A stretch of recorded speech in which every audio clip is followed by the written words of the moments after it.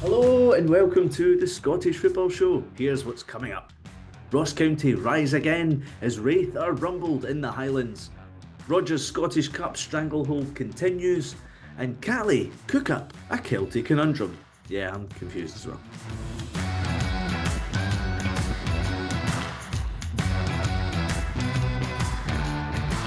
It's the final episode of the domestic season, but we're not going anywhere yet. Oh no, we've got the wee matter of the Euros to turn to after this.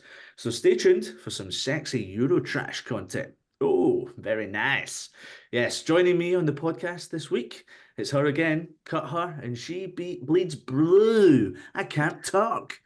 Scottish blue, I have to say. Yeah, Scottish blue, not the other blue. Yes, senior producer at TNT Sports, Laura Brannan, and hiding in the Australian desert after yet another Celtic victory over Rangers is Melbourne City FC's creative director, Findlay Marks. How are you both? All right. I thought you were going to say tartan blood there. I think it's more fitting than, but I'm glad you specified it wasn't royal blue. Well, yeah, I thought, yeah, could have caused an old riot there on the podcast waveforms, but there you go. How are you? You good, Laura? I'm very good. Are you good, Andrew? I am very good. Don't ask me if I'm good, Finlay. How are you? Good, although when you mentioned the word desert there, I was like, oh, I could do with a desert right now, actually, not just to escape away from Twitter and civilization for a little bit, but it's more just it's because it's winter here, so it's like I'm in my car. It's about 4 degrees at the moment. Oh dear. Could do with a wee bit of heat, so we've maybe I'll just have to come over for a dod of that famous Scottish sunshine. I've tried to steer clear of the weather updates. It was kind of becoming a bit of an annoying theme for a long time. To be fair, we've not really touched on the fact how devoted Finn is to this, that he sits in his car at 5 a.m. to record this podcast. He looks with no like something, heaters on. If you're watching on YouTube, you'll see he looks like something out of the Blair Witch Project because it is pitch black right now. He's sitting in his car in his hoodie and his his hat, but you look ridiculous, Finn, but pure dedication to you. So hats off. To completely respect that. My hat's staying on if you don't mind, my wee beanie. It is absolutely Baltic. You don't get any chaps on the door by anyone wearing animal masks, do you? No, not yet. I mean, there's always today. We'll see what happens. Slightly terrifying. There you go. You never know what can happen on a live podcast, but there you go. We did. Do you know what? Weirdly, we don't really mention this enough, but we got a really, really nice message sent to us the other day from Steve McLeod. Laura, you picked this up, to be fair. You spotted it first. So do you want to read the message to us and make us all feel warm and fuzzy inside? Yeah, he messaged us on Twitter and said, I love the show. Wraith Rovers fan living in Canada, not an expat. So, nice Canadian there giving us some support. He's been over here to see Wraith Rovers play a good couple of times. And thanks for the show. Love the banter. It's quality. No, love the banter and quality. Oh, sorry, I can't even read. Because we have, even though I'm not on my podcast mic today, I'm sure Steve's like, what's going on with Andrew's podcast mic, eh? No, that's really, really nice of him. I just love that he mentioned the fact in brackets, not an expat. I'm just wondering, I love hearing people's stories of how you came to support your football team, especially if you've grown up in a country outside of where your team's from. So I'm not sure if Steve's got, like, I'm guessing by his name, McLeod, good strong Scottish name, that he might have some family lineage that takes him back to Kirkcaldy or the Fife region. But no, that's class. Thanks for getting stuff. Yeah, no, touch, Steve. Send us messages if you do listen to the show. It's really, really nice. It makes us all feel warm and fuzzy inside, and that it actually does matter to some people. So yeah, there you go. Right, so I did say the season's over, the showpiece event is over, the Scottish Cup. We'll get into that later, but oh, good. Is it all good, Finn? We want to look back and see what we may have said at the start of the season, and have you collated something to kind of make us look like geniuses or arses? You know, it's not over the piece. It's not too bad. So I had to listen back to our season preview show. Poor you. I think what we need to do next season is we need to, like, list off who we think the winners of each competition is going to be, top scorer, player of the year, all of that, best signing of the summer, and see what happens. But just a couple of things I'd pulled out from that episode where we might not have been quite on the ball as we expected. Basically, all three of us predicted Aberdeen to comfortably finish third this season. Just because more to do with how good the job Barry Robson had done in his spell before that. That's really good. We were all a little bit apprehensive about Dundee United bouncing straight back up as champions. So we were all backing Partick Thistle to do rather well, potentially take the title in the championship as well. And a nice one that's on theme for this episode, and something I'm sure we'll come into in a little bit. But Laura, to quote, "In no way will Ross County struggle like they did last season," and she backed them to finish in the top half of the table and not be anywhere near the relegation disaster zone.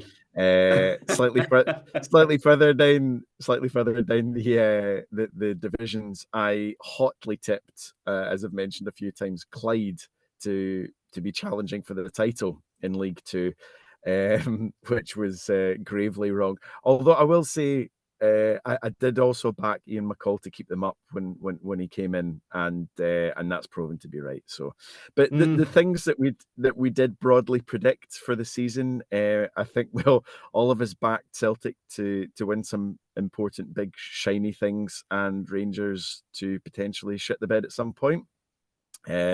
We all backed Falkirk to do really well in League One, and they were, of course, invincibles this season. And I can't remember if it was just me or if a couple of us mentioned this, but I think we all backed Dumbarton to be close to challenging in League Two, and they ended up coming up the playoffs. And we all predicted St Johnstone to struggle this season, which they did, and Hibs to be a bit of a nonsense at points this season, which they very much were. So I think I would mark as maybe like a B for the season. Room for improvement, but broadly, I think we did okay, to be honest. So yeah. Wow, that is a big boot from Aberdeen, though. Like, comfortably finished third. Jesus. Oh well. Yeah. Not too bad. We were all really unsure about what Stevie Naismith would do as well in the role. Well, that's because he wasn't the boss at the start of the season. Well, yeah, that's true. Certainly, I'd said on the pod when you mentioned that Ross County would be fine, Laura, I said I thought they would struggle again this season. And I also said I thought Motherwell would struggle this season. But they weren't so bad in the end, so there you go. Yeah, well, we'll see what happens. Look, we normally jump into, let's keep the jovialness continuing. Can someone give me a good wee laugh from what they've seen on social media over the last couple of days? Not too much going around this week. I did like Russell Martin's comments though. He was talking about Stuart Armstrong coming back from injury, so he wasn't quite fit enough to make the Southampton's playoff on Sunday. But he said he's very confident that he'll be fine for the Euros. Nothing really to worry about there. He's on his way back. But what I liked was he said, what was his exact wording? He has had a haircut and he looks great. So Stuart Armstrong's lovely, delicious locks are ready for Germany. Has his nickname the hairdo stayed since he moved to Southampton, I wonder? Never heard that, but he's always had a reputation for just having beautiful hair. Not my kind of type of hair in a guy, but... What's your type of hair in a guy, Laura?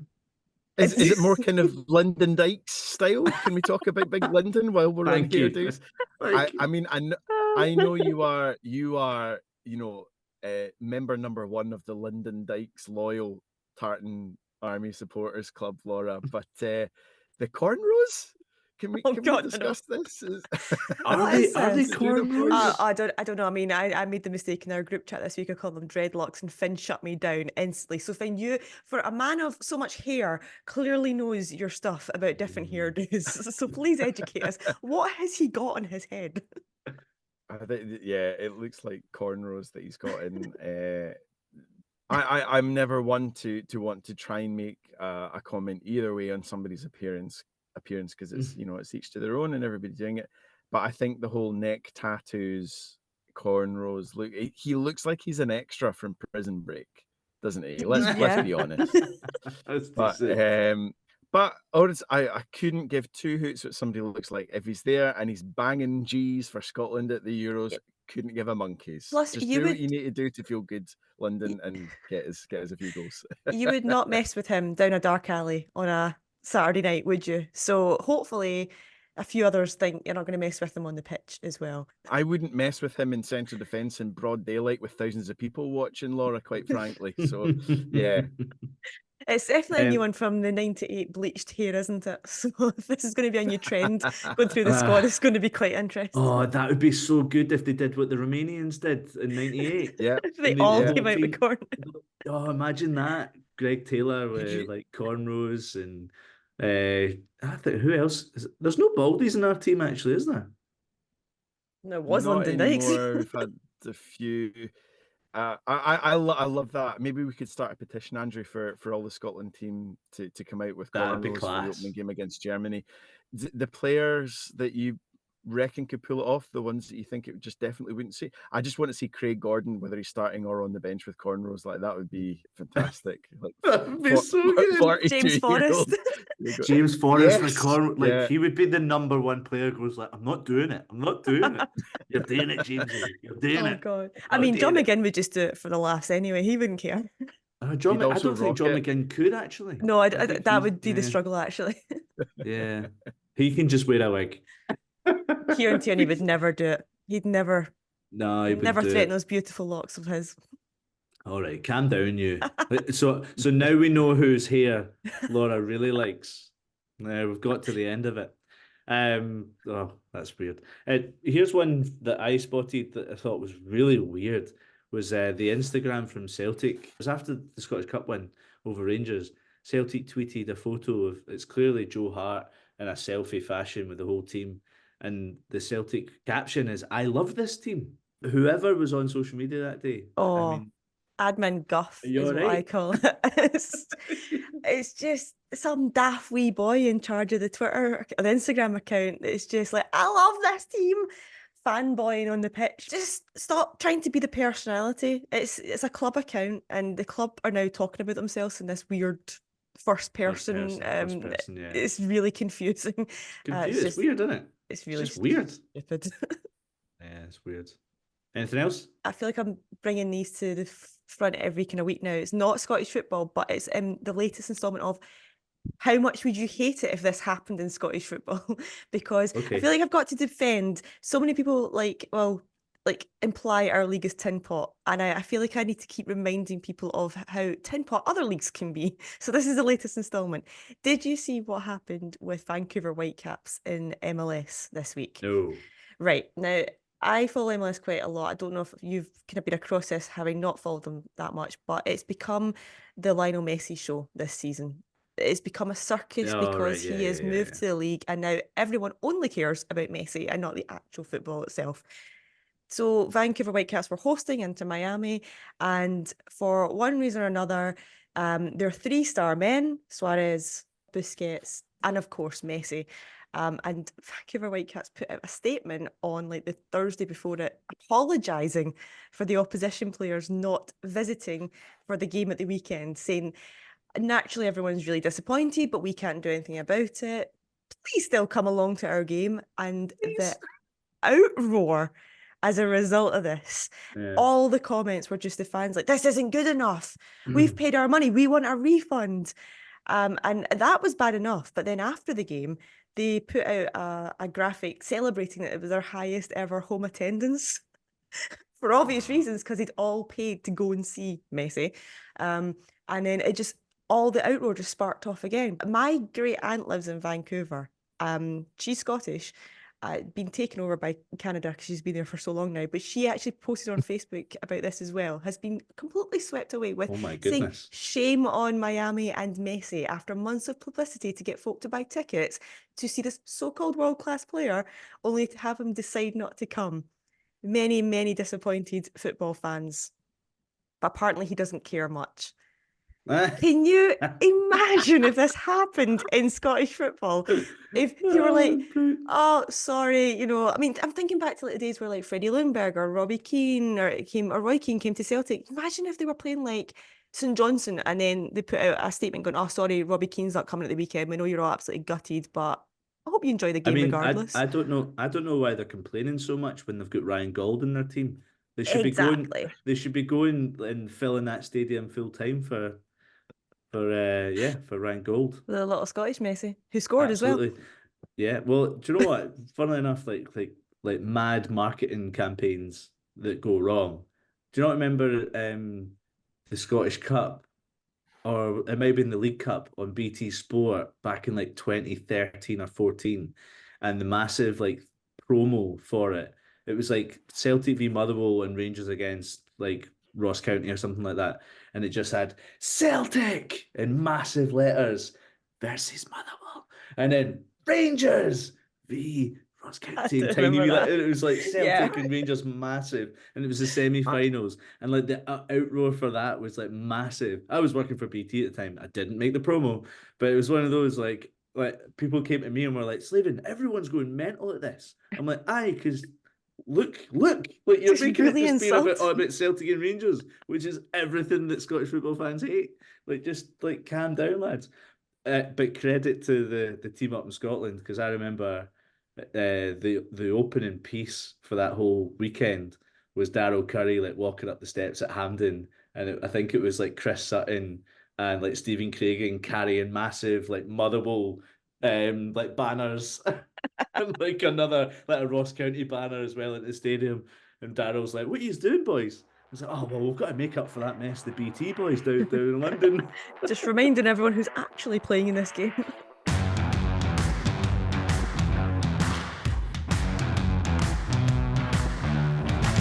We can't be having that, mate. You better get your finger out alright and make sure that you get the results. So the latest on the Scotland squad announcement, Laura. We should get into this. But before we go into the detail, can both of you tell me how much you enjoyed the announcement video that came out, the launch of the team, and it was a big house party in Ailey Barber's place. I wonder if it's a real place. Probably I'm not. sure it is. I'm sure she has Pat Nevin round all the time for some DJ nights. Yeah, what did you think of the video? I thought it was quite funny. I've got to commit. I've got to say personally, I know I've seen a lot of people being like, "How can they still be making the anti-Nemi joke in 2024?" I absolutely loved it. Honestly, it makes me Yeah. chuckle every time I hear it, and how class it was for him to open up in that first shot. And I was like, "Is that anti-Nemi?" And it's like, you know, parodying The Hangover, the start of The Hangover. Yeah. And then for them to make that gag at the end, I was waiting for them. I was like, is Anthony Mason on? And then when the gag happens at the end, you're like, that's tremendous, man. That's so good. Fair play to him for wanting to turn up as well. I thought it was quite good fun. As announcements go, these things can be a bit rubbish sometimes, but it was well made. It was funny. I think it was in a good attitude as well. Fun to see Frankie Boyle in there as well. I thought it was Giving the pretty finger cool. as well. Yeah, which they kind of I like cover that. over. Being a little bit out there. I also really loved the kind of CFAX teletext Oh yeah, hint to the great nostalgia. Do you guys? I think we might have mentioned this in the show as well. Do you guys remember, in inverted commas, watching games on CFAX when you were growing up? Like literally, there's no way of knowing what the score is, and you're just waiting for the scores to refresh as it's going over, and you're waiting Page for the results to 104. come in. Yeah. That's right. That's right. Yeah. Up in the 390s somewhere where Scottish football was kept. I just wanted to get to the squad as quick as possible, so I wasn't even taking it in the first watch. I was just like, give me the names. So, well, what did you think then, Laura, of the squad? What stood out for you, pal? Not hugely surprising, to be honest. The biggest one, I think, is just the one everyone was talking about, Ross McCrory being the chosen right back. That surprised me. Ryan Jack surprised me just because I think, like everyone else, I wasn't aware of him actually being fit. So, or at least being that far on in his return to fitness. So that was a little surprising as well. And we had talked about the possibility of young boys getting included as well. So Ben Doak didn't surprise me. I'm maybe surprised that more didn't get included because we had run through a few. But yeah, Ross McCrory is the main one for me. I've not seen him much since he left Scottish football, moved down to Bristol, so I can't really comment on how he's been playing since he came back from his injury. I'm a little disappointed though that he got picked ahead of Max Johnson. There's arguments. Obviously, he's Max. We touched on this last week. Max Johnson hasn't been playing as often as he'd like to. He's obviously won the league and cup double in Austria with Sturm Graz, but he has been more of a sub appearance kind of player at the end of games, so he's not been getting as many minutes under his belt. But when you actually add them up, when you mix it with Ross McCrory's injury for majority of the season, they're actually not that far off each other in terms of minutes played. So if that's who's played more? McCrory's played more, but it's not okay. drastically more. They're quite even actually when you add them up because of that. But because he's played less games, but they'll be more consistent in terms of like 90 minutes more than Max Johnson has. So a little bit more surprised there, but I think that's maybe me being biased because I've worked with Max Johnson. I know exactly. I've seen him play so many times, even at such a younger age without this experience. So a little disappointed for him. He has been included in the under-21 squad since though, so there's always that sort of back, at least for a couple of weeks anyway. He's there in case there's any more injuries. I wonder if part of the decision making around McCrory as well is because Clark's such a pragmatic manager, pragmatic to a fault sometimes, it is just McCrory's versatility and slightly more experience at club and international level.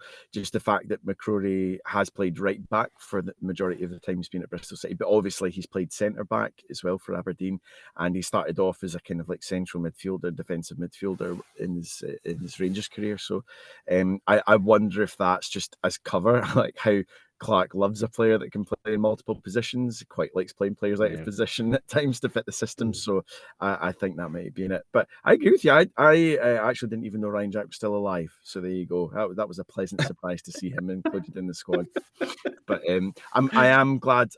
I wish there were more younger players, but I am glad at least Ben Doak's there, because I think especially in forward positions, I quite like, maybe this just harks back to being again a kid of the 90s. All of us love a little wonder kid. You know, you have visions of, I know he played for the team on the wrong side of the border, but Michael Owen at France 98, just a wee surprise package. 18, 19-year-old, people don't really know him. Look at Billy Gilmore, high confidence. who played. Well, exactly. Billy Gilmore came in at the Euros. We all thought he was just coming in as the boot boy, the kid coming along for experience, and then he won man of the match against England at Wembley. So when we beat them 0-0, you know. Yeah, exactly. And he looked like he had been in the team for years. So I mean, we're talking about boys coming along for experience. There's absolutely no guarantee that they're not going to be playing in the starting 11 anytime soon. I can't add any more than what you have both just said. But other than, who do you think are the likely to miss out going to Germany? Even though they'll definitely be there. If they're not there playing, they'll be there drinking. The physios. Yeah, exactly. I don't know at this stage. I think it's too early to call because I don't know if it's a case of there's so many players that are injured just now or just fighting to come back to fitness. I feel like so many of the squad are still to kind of pass that test before any decisions are made. Everyone thinks it's going to be a goalkeeper. I could not tell you which goalkeeper. I think most people reckon it'll be Liam Kelly, to be honest. I think that's harsh though, because when you look at the likes of Craig but it's Gordon, the most obvious given what's happened in the most recent camps. There is, but the argument is there. Well, is he up against Clark or Gordon? I think it would be Gordon he's up against for that final place, but Gordon's obviously played a lot less games. Is it a nostalgic pick to put him in more than anything? The argument there, I think, comes down to who brings the most to the squad. If he's not going to play, if Gordon's not going to play, then I think it comes down to who's going to add more to the squad off the pitch. I don't know what Craig Gordon's like in terms of personality, if he brings much in terms of life and soul. I know what Liam Kelly's like. I know he would, but I'm not saying that's an argument to keep him in it. But will Craig Gordon's experience add anything off the pitch? And I think that's a kind of question that we need to ask as well, because it's not just a case of, oh, well, he's 40, let's put him in for old time's sake. I'd love him to play. I mean, I want him to be my number one, so I'm not really in a position to debate this. You sound confused, Laura. It's very clear that I want my three to be Gordon, Kelly, and Clark that go, but that's not going to happen. So it's not for me to debate that. What about a back line of Gordon in goal, Kelly in centre mid? Right back, you know. right back. Yeah, Very good, very good. I'm pretty certain it's going to be Kelly that goes, and it's that Why? typical thing of, well, purely because he's stuck with Clark being his main goalkeeper in the last camp. But I don't think the argument is between Clark and Kelly. I think it's between Kelly and Gordon. Well, if it's going to be that, then I'm pretty sure it's a number of things. It's Gordon's experience. But does that come into it in terms of like part of team talks or part of everyday training or just generally being around the squad day to day? I think it's a little bit of all of that. Having a winning mentality and knowing when the chips are down, how to be someone who knows how to win. And at the end of the day, Craig Gordon has that. And he's got more ability. If you look at him against Kelly, an actual ability, Craig Gordon's ability is better as a goalkeeper. I'm not disputing that, but can he implement all of what you said when he's Yes. sitting on the bench and we're 1-0 down after 30 minutes?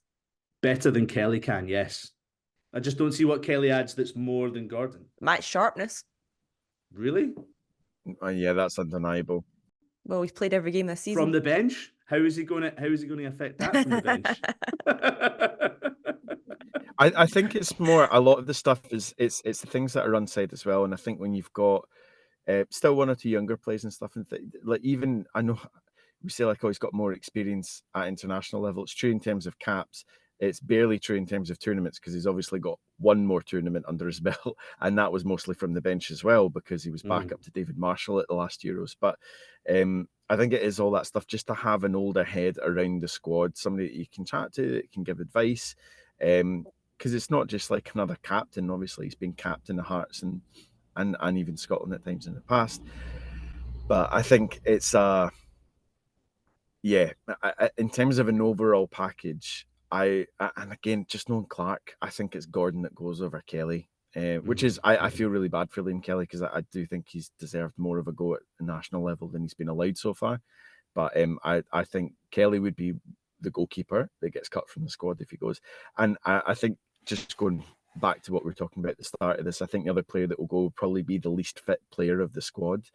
I think if you've just got a player that's maybe coming back from injury, they might actually be a more integrated member of the squad.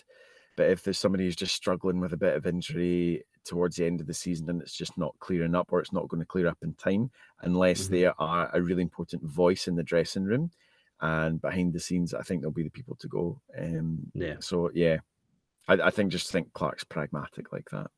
Well, we can still all just look forward to the Euros anyway, because it's going to be class. Closer to home, though, the SPFL have brought forward a vote to ban artificial surfaces by 2026. The resolution is going to be voted on by all 12 Premiership clubs, but I think only 9 is required for it to pass. And it's not a surprise that the clubs that currently have artificial pitches, apart from Kilmarnock, who are getting rid of theirs, I think, next season or after next season, have thrown up a big red flag and said that this isn't good news. So that's Raith Rovers, Hamilton, Falkirk and Queen of the South. If you're going to rip up a plastic pitch and install a full grass pitch, it's roughly 500 grand. It's £500,000. But at the same time, Finn, you've argued many times that it's all about being treated as a seriously elite level organisation. And this is only if you get promoted to the Premiership, right? Correct, yeah. So there is a grace period, I think, of 2 years. So it would need to be by the start of the 2026 season. The interesting thing for me is that it needs to get 9 votes to pass. And I think it's pretty common knowledge, but I've kind of got it in fairly good authority that there are 5 of the clubs that would never have had them to start with, which would be Rangers, Celtic, Aberdeen, Hearts and Hibs. Never wanted them and don't like them and wouldn't have them at all. But it's kind of the other clubs that have been in the top flight at times who have been the ones saying, we don't like them either, but if our finances go south, we might have to get one. So we don't want to back it out. But I think it's got to a point now where it's not, I think if we have any designs on being a serious league and promoting ourselves and marketing ourselves at the top way, you have to have grass pitches. You have to have an elite level playing surface. You also have to have stricter measures, I think, in the quality of the surfaces that we've got. Dundee, obviously, as we've harped on about in numerous points, it doesn't mean that a grass pitch means it's going to be good, but there have to be higher standards in playing surfaces in general, especially in the top flight. And that goes for the advantages other teams have. The fact that some teams, and I'm not just speaking as a fan of one half of the old firm, but teams of all teams outside of plastic pitches will not play players that are coming back from injuries when they go to play teams on a plastic surface, because it's not a good surface for people that have had muscle or certain type of injuries coming back to full fitness. So I think there's an unfair advantage there, and players not being able to use their full squads. I'm buoyed by the news that they're looking forward to bringing in a ban for it. I know there will be financial repercussions for teams in the lower divisions, but I think that just has to be part of the deal. If you have aspirations of playing in the top flight, you have to have a top level surface. And for me, that's not an artificial one. I get all the arguments on the other side about finance and other things like that, but that's just part of it. And if you know that you've got 2 years to plan for that, I think that's more than enough time. I think the hard thing is that it's 2 years from now. I think it would be a fair thing to have a 2 years grace from the time of promotion. I can see this only going one way, because if Oh, yeah. well, the cynic in me says if Celtic and Rangers want something, then they'll get it. So this is going to go one way and one way only. But Do you think that's why this has came through? Do you think Celtic and Rangers are the ones that have Yes, forced this yes. sort of amendment? Yes, but I think that's always the case. I think that's the case with any vote that ever goes through. But I'm going to take my cynical hat off again. I sit in the fence a lot with plastic pitches. I can see lots of arguments for and against. It's not a hill I'm going to die on, because I die on a lot of hills in Scottish football, and this is definitely not one of them. But I'm completely for it in the lower leagues, because I completely understand the financial aspect of it. Clubs need this to survive. Coming up to the Premiership, there's got to be a period of grace, but my concern is, say, for example, Wraith Rovers have came up this weekend and they're given that 2 years grace. What if they go straight back down again next season? Then their finances are cut. They are suddenly, like, they're looking at the books going, oh, how are we going to cope with going back down to the division below now? And we've got this big bill to pay for a pitch that we don't actually need in the Championship. So it's a kind of very nice fairy tale way to put it down on paper and go, yes, we're going to be kind and give you a couple of years to do it if you stick by the books. I just don't know how practical that is, though. Yeah, it's hard. It's one of those where ultimately more money needs to be found from the SPFL to make sure that, when teams go down, that any sort of parachute payments or whatever, like, they should be substantial enough to make sure that and also clubs have to be more, pragmatic and serious with their finances too, and make sure that they can be covered as well. No football club should be living out with its means. That should just be managed and organised properly. Feel like the priority here, I think after this season, learning from the Dundee fiasco, the priority is here setting a minimum requirement for pitches in general. Like, there should be a rule implemented that you have to meet certain standards, regardless of what your pitch is made of. You have to meet that first. I feel like we're kind of skipping that, ignoring the lessons that we've just learned and going straight to plastic pitches, which doesn't affect everyone. Well, the SPFL have said that they've got plans, or have approved plans, for what they call a Premiership-wide project to work with a leading pitch consultancy firm, which is regularly used by UEFA to apparently improve standards of grass pitches in the Premiership. So, who knows? Who knows? Safe standing. A lot of clubs want it. A lot of fans want it back. A few clubs have already got it back. And for Celtic, they're going to have their safe standing in place for European competition next season, for the first time. I think it was brought in. When was it brought in, Laura? 2016. Wow. So it's been almost a decade now they've had it in place. But UEFA have only been trialling the safe standing in Europe with 5 countries, and Scotland weren't one of the 5. This season coming, they're extending that to another 5 on top of that. So Austria, Belgium, Netherlands, Portugal, and Scotland are the 5 additional countries that are going to get to use the rail seatings are already installed and in place. They're going to get to use them in Europe. So normally what happens, so Celtic's Green Brigade section, they have to put for normal games, the rail seats go up and they just get to stand there. But for European games, they have to come back down again. So they're essentially just normal seats. And that is not going to be no more. So it's just going to be up permanently like league games. So it's a good move. It's exciting to see because it's a long time coming. UEFA are slow in this process, but we're getting somewhere with it. It's disappointing because we're not going to have the rail seating in Germany that they've got across the different clubs. That's not going to be in place for the Euros, which is disappointing. So that's an all-seated tournament. Because I think it reduces the Dortmund Dortmund stadium is getting reduced by like 15,000 like capacity. Wow, that's a huge number. Yeah, and it's I mean, imagine like one of the permutations for getting to the last 16, Scotland could play at Dortmund's ground if we go through in a certain position. Imagine getting there and going, oh, we're in the yellow wall, but it's not like the yellow wall like we know it. It's just a seated stand, and that's it. It's not the yellow wall, it's the tartan sit-down stand.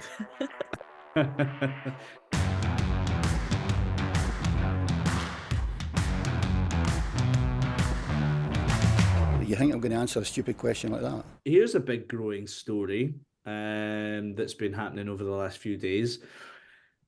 Inverness go Fife, or Inverness, Caley Thistle are moving to Fife. Well, their training facilities or training whatever's, they're going to be training in Fife. To be more particular, they're going to be training alongside Kelty Hearts because they've got an agreement with Kelty Hearts to use their facilities. And they also kind of said, which was really funny, we didn't think we were going to be in the same league as Kelty Hearts when we started this conversation. Because obviously Inverness got relegated from the Championship into League One, which is a massive blow for Inverness. First time in 25 years they're down in League One now. It's mad. It's absolutely mad. And I guess like most people in Scottish football think this is a crazy decision, but there are some pros to this. On paper, this is mental. They're moving 135 miles down the road. They're losing this like Highland identity that they've got, uprooting current players, moving as well. So I can completely understand why there's uproar and anger about this. The timing of it is incredible considering just how angry the fans are right now. They're angry at Scott Gardner, they're angry at obviously relegation. It's not a happy place right now, and to come out with this news so soon after getting relegated is terrible. Like, read the room, Kelly, come on. But on the flip side of that, this is not a new idea. Queen of the South, for example, they train in Hamilton. They are based in the Central Belt. That's right, yeah. Which is, I don't know the exact mileage, probably something quite similar. Probably be around 100 miles or so, a rough guess. Now, I imagine when they first did that, they will have uprooted players and there will have been unhappiness and players going, whoa, what are you doing? Like, I'm happy here. I don't want to move to Hamilton area. But on the flip side of that, you're going to attempt and attract a different calibre of player if you are in a more accessible area. So being in Fife or being in Hamilton, you're in that kind of Central Belt area, you're going to attract players that outside of Scotland who actually want to come in and go, well, hold on, where is this based? And they'll look at a map and they'll go, all right, okay, there's a lot around there. If you're in Hamilton, you can go to Glasgow. If you're in Fife, you can go into Edinburgh. There's a lot of access there. With Inverness, it's completely different. You're in Inverness and that is it. You're in Inverness. You're miles away from everything else, really. So I think you're going to attract higher caliber is not maybe fair, but definitely a wider caliber of player. You've got more opportunities at your door all of a sudden. You open up far more than you are trying to get players to want to move to the Highlands. I feel like it's one of these things where, see, in 10 years' time, if the new arrangement is still in place, nobody's going to be talking about this as an issue at all, especially if they get promoted to the Championship or even further into the Premiership. It will just be a thing, just one of those things.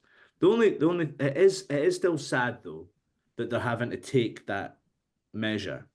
Because I always say to people in England when they're like, "Oh, I've never been to Scotland before," I'm like, "Well, don't go to Glasgow, don't go to Edinburgh, go to Inverness." I've always said it because For a it's just day. like, yeah, no, but like it's just one of those like you go to Glasgow, it's got a certain vibe. You go to Edinburgh, it's got a very different vibe. But if you really want like a proper Scottish kind of feel of Scotland, I've always said go to Inverness. I think there's a Do real footballers want that though? romantic. Well, yeah, okay. Footballers are very different, especially young footballers. Well, yeah, because So- so when we were at Motherwell, we worked on the recruitment side of things. So we'd like make up a video, for example, to kind of show all the positive reasons to come to the club. One part of this like pitch to new players was the location of the club, and you've got to really kind of sell. What we were doing was selling Motherwell, and you've got to have a kind of understanding they're not necessarily going to live in Motherwell or the surrounding areas, but there's also, like, for example, Glasgow as well. And you look at things like, well, there's an airport. Edinburgh's very close to Glasgow as well. Also, if you want to go home, which was a big selling point, was you're so close to the M74. So you come out of Motherwell, you're on the M74 going straight down back home again for wherever you get time off or if you want family to come up and see you. So that sounds like something so minor and probably something you don't think about, but that's such a huge selling point for a club like that. So if you've got a club of a similar size or smaller, and you're going to actually know you're 300 odd miles up further north and you've got nothing around you, and good luck getting a flight out of Inverness airport, by the way. It's not got the same sort of, I don't know. I mean, I can't see a 24-year-old really being that excited about that move the same way they would to somewhere in the Central Belt. Yeah, Finn, where do Melbourne train in Melbourne? We do, but the training ground is probably about an hour's drive down the freeway from the city Really? centre. Yeah. More than that, with traffic and stuff. It's a different culture though, because Australians are used to driving and flying enormous distances. So it's not uncommon for Melbournians to go on a 4 or 5 hour drive to like get to a holiday home or do something else. I mean, the flight from Melbourne to Perth is longer than it is from, say, Glasgow to Istanbul, like the breadth of Europe, really. So I think that's really it's a different thing. I just wanted to pick up on a couple of things there, because one of the things it is there are a lot of factors that you just don't think about. I think when you don't work in the industry and you're not working with footballers every day, and it is a big thing. Melbourne City's left back is Bayic, who spent a season at Dundee United and has been a Socceroo for a number of years.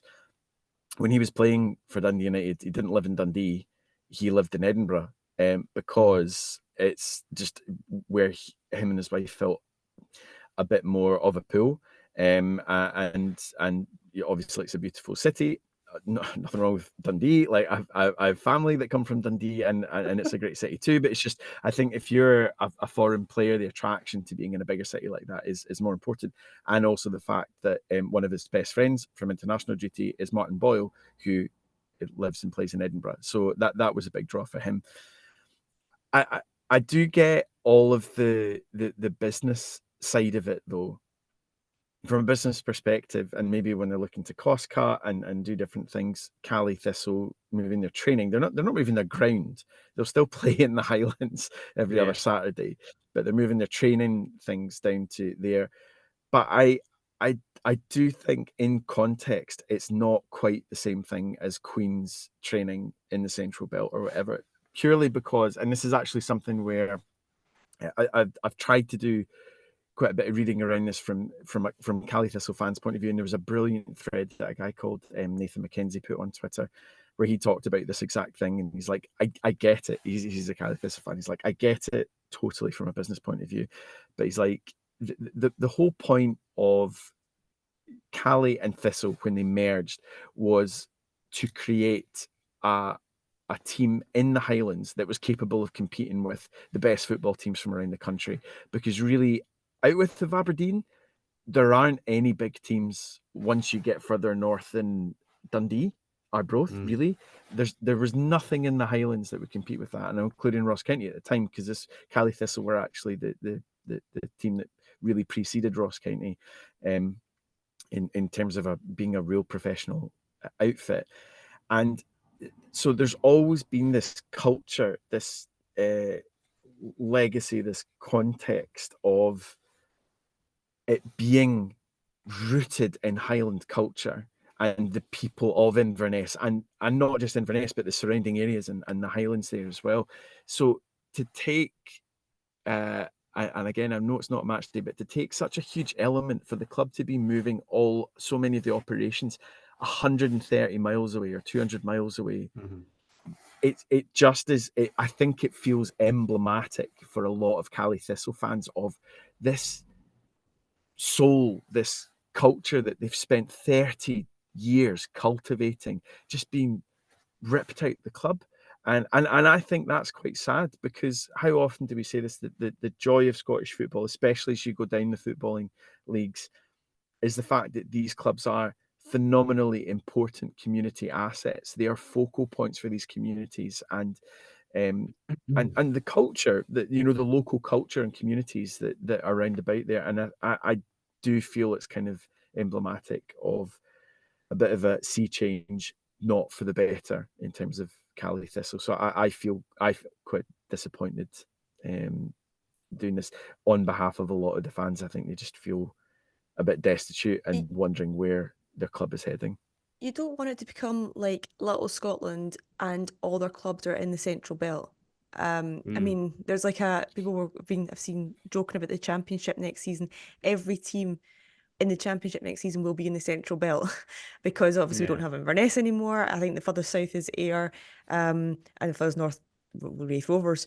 But you don't want it to become a stereotype where Little Scotland, and in Little Scotland is even more Little Scotland football culture. But on the flip side, I just think that had it not happened at this time, or had this happened without being public knowledge, no one would have known and no one would have cared, because day-to-day runnings of football clubs is completely different to the culture of having games in a city on match days.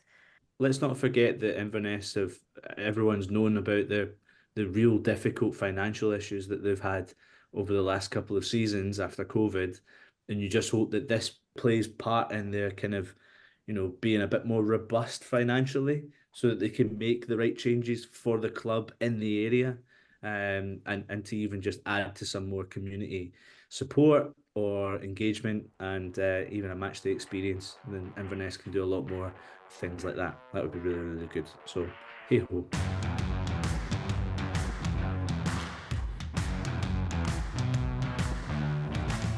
Big men are up from the back. El Mahoney right foot. Whips it. Oh, jeezy peeps, man. So, yeah, I'm sticking with Fife. Football in Fife here. Raith Rovers failed to get into the top flight, as we've kind of alluded to earlier on the podcast, because they were truly torn a new one by Ross County, who were rampant in their defence of their Premiership status. The tie ended with an aggregate scoreline of 6-1, guys. We were never going to get the classic that we got last year, but I feel like Ross County are just like the cockroaches of Scottish football right now. There's just absolutely no getting rid of them. Have they kind of taken over Hamilton's mantle? Exactly It felt like that. we couldn't get rid of Hamilton for about 8 or 9 years. Yeah, there's no getting rid of Ross County. Like, there's no secret. I'm not the biggest Ross County fan, but I kind of like having them around because you never know what you're getting with them. There's always a bit of drama involved, and fair play. Like they absolutely ran rampant in this, at least in the second leg of the final. And do you know what? Like there was a clear difference in quality. Raith Rovers just weren't good enough, and looked like the Championship side compared to Ross County. When you've got players like Simon Murray in your team, match winners like that, you're not going to lose big games when it comes down to the crunch, and that is what Raith Rovers are missing. They're just not quite at that level yet, and they need to. Well, they need to strengthen their squad, but obviously there's only so much they can do that while they're still down the Championship. So it wasn't really the surprise that I think anyone was expecting. I love that Laura calls Ross County cockroaches right after we've just been trying to say about Inverness, keeping the Highlands and the rest of Scottish football about all of Scottish football. Fine, they're flying the flag I- for the Highlands, and fair play to them. It's also I mean the playoff tie between the Premiership and the Championship is designed really to be in favour of the Premiership team as well, in terms of preparation and amount of games played and all the rest of it as well. So I don't think it's a huge surprise, especially because Wraith in the last couple of months have kind of tailed off a bit. I mean, they I think went that's through the that bigger point. phenomenal Yeah. part of the season, and it's difficult for teams maybe of that budget and operation to have as consistent a season as a team that's even at the bottom end of the Premiership. I did wonder. And I know, like, obviously, Wraith Rovers are there on merit because they beat Partick in the semi-final, so to speak, of the playoff. But I did wonder if it had been a rematch between Partick and Ross County, would it have been a closer affair, and maybe would have Partick been motivated, to get revenge for last season? And I did wonder that during it. But and just on Jan Dandit as well, like, obviously he's just been such a colossal player for them for the last couple of seasons. Yeah. I think he'll be sorely missed, and I think he'll be, early prediction for next season, I think he'll be a really he's such a brilliant signing for Hearts as well. I just think he's at a level which is he could easily slot into any team in Scotland. So I think he'll be really sorely missed next season for Ross County. Just a note on their fans, Wraith Rovers, fair play to them. They went along with this, did you see the t-shirts they were wearing? The yellow ding wall, Yeah. the yellow wall. I thought it was a nice play on taking Really over good. the away end at Dingwall. Fair That's play to class. them. It was a good sight. And the fans turned out great in numbers for the home and away tie, so fair play to them. I've enjoyed Wraith Rovers and their banter all season. Some people are kind of don't get it. I totally get it, and I hope it continues next season. It's a right good laugh. The Scottish Cup obviously happened on Saturday as well. Celtic winning 1-0. Who can really challenge Celtic right now? And when you think about Clement and his first impact when he came into the club to now, what are your thoughts really from a Rangers point of view and his performance as a manager in the last couple of months? I mean, it's a pretty big question to try and answer. I think broadly, just taking the game in isolation, I think you could probably say, even as a neutral, Rangers were a bit unfortunate. I think I'd said Rangers needed to score first, I think, for it to be the game that everybody wanted it to be, and it kind of just was An stodgy. entertaining match. Yeah, it was a crap game.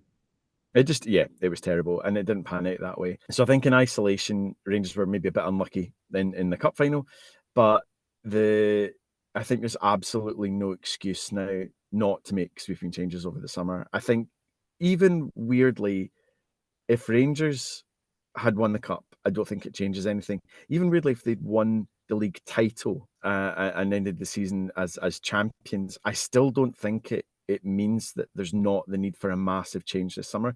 What's been interesting, I think, with Clement is that, quite rightly, because he's had to back his own players in most of the press conferences during the season, he's like, I back my players. I've seen enough of their mentality that I think we can get over the line. And you do see the new manager bounce that happened between kind of October and maybe February, where they started to fall off around about the international break. Since the league title was out of reach, and I think even in the build up to the cup final, I think he's basically, it's the first time where he's come out and said sweeping changes will be made.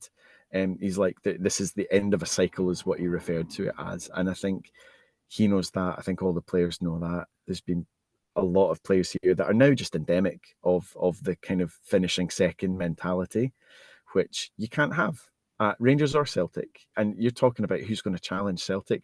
Realistically, it's only one team, and they've been CAC for almost all of the last 12 years, providing barely any opposition, really, apart from one league title push. And even that season, they lost the 2 cup competitions. So it's a big summer for Rangers. We've been here 3 times, though, in the past. I think they've got the right person, though, in terms of stature. And on a tactical level, I think Clement being able, with Nils Koppen, who's the new director of football, who came in January as well, being able to work and try and bring in a different type of player. The players they're linked with and the players they've started to bring in as well. So this is players like Diomande, who will be brought in permanently over the summer.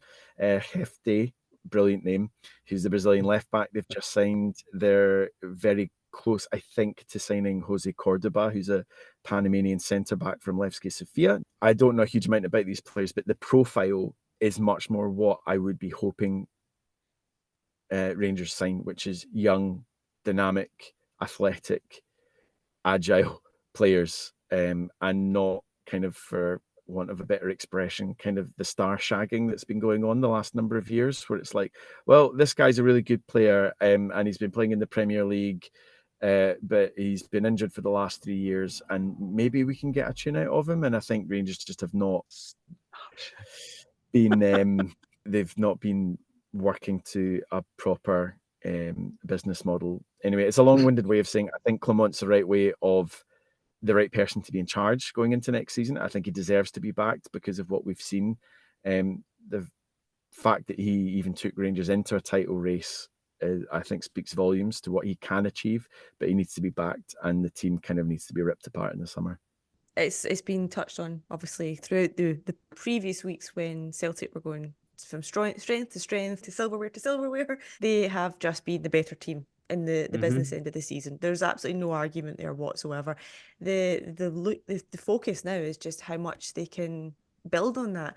They've got this Champions League money banked already because we know they're in the group stages for next season. That is massive. The questions now is just, what money does Rodgers get? What does he do with it? And how much does he build this difference now and move away from Rangers? There's so many question marks over how Rangers can try and close the gap, but I think it's Celtic's there to open up a gap now. One of them being the match winner. Question marks over his future is a huge one. Does he now sign permanently? I think a lot of Celtic fans want Ida because he provides a different option from Kyogo, and when the game's not going in Celtic's sort of favour, he seems to be the guy that Rodgers has gone to throw on and be a different style of play. But I do wonder if, and Celtic fans probably won't agree with me here, if they've got all that Champions League money, is Ida really the quality and calibre player that they want to go for? Or is it, or do they have the money to maybe try and find someone better? Someone that could really challenge Kyogo, because they're two different styles of player. So that would be my only question mark on that. And I would say that probably going over the last 10 years, Rangers fans can probably and hope that Celtic don't spend too much money again, because then the quality will stay quite close, because the matches have been close. Just going back to a point on the Champions League, because I think this is worth stating. So now that I think they were still waiting on the outcome of the final placings, I think, in the Belgian league and the Turkish league, because it had a knock-on impact for Rangers and Champions League seeding, because obviously with the country coefficients it boosts certain clubs. I think also with Atalanta winning the Europa League, and also now I don't think they can finish any lower than fourth in Serie A. So sadly for Hearts fans, it kind of rules out one of the permutations we were talking about last week about them automatically getting into the Europa League group stage. They still have a chance to via qualification, but it's tricky. But all of those permutations actually now mean that Rangers on paper might have an easier route to the Champions League, because they will be seeded for both ties. They could still meet some really difficult clubs, but it does go in their favour. And also Benfica are out of the equation in terms of playing them in the playoff rounds. What would be interesting, because you're talking about the amount of money and the financial advantage it would give Celtic with Champions League money next year, if Rangers do make the group stage, and it's a slightly increased possibility now because of finishes in other leagues, Rangers, before a ball is kicked, would actually earn more than Celtic based purely on European coefficient, because they're a higher ranked club than Celtic. So it's kind of interesting. There's a lot on the line for Rangers in terms of the Champions League qualification. In terms of a tournament, I'd rather see us in the Europa League. In terms of the money, I think it's imperative that Rangers make the Champions League now next season. which That's is so just funny, the state of Finn. modern football too. Rangers have got more money than Celtic. Have earned more money than Celtic before a Potentially. ball's being kicked. Potentially. It's just Potentially. facts, man. It's just facts. On that European bombshell, folks, shall we end the podcast and let everyone go to their beds, or go for their breakfast, or go for their dinner, or their lunch, or maybe something else? Yes, let's do that. I'll just make the call now. Laura, lovely to see you, pal. Finn, I'm hoping for the sunrise one day for the podcast to come through your car door or window rather than That's any coming. animal faces. So yeah, to anyone who's listening right now, why? You know what I do at this point. I tell you to go away and listen to something else. So goodbye.